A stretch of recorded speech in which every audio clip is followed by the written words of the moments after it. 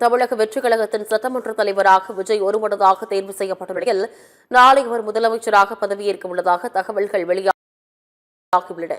தமிழ்நாடு சட்டமன்ற தேர்தலில் 108 இடங்களில் வெற்றி பெற்ற தமிழக வெற்றிக் கழகம் ஆட்சியமைப்பதற்கான நடவடிக்கைகளில் ஈடுபட்டுள்ளது.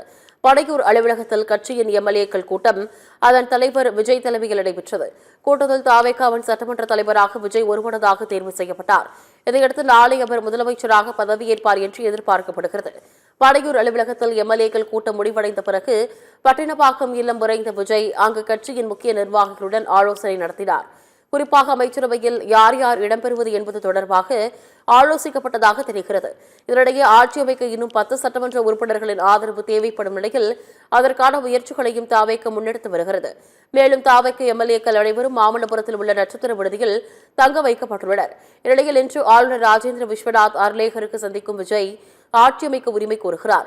முன்னதாக தாவேக சார்பில் ஆளுநருக்கு அனுப்பப்பட்ட கடிதத்தில் 2 வாரங்களில் பெரும்பான்மையை நிரூபிப்பதாக குறிப்பிட்டிருந்தார்.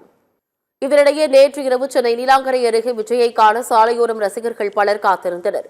அப்போது பலத்த பாதுகாப்புடன் வந்த விஜய் கார் கண்ணாடியை திறந்து சாலையோரம் நின்றிருந்த ரசிகர்களை கையசைத்ததால் அவர்கள் மகிழ்ச்சி அடைந்தனர்.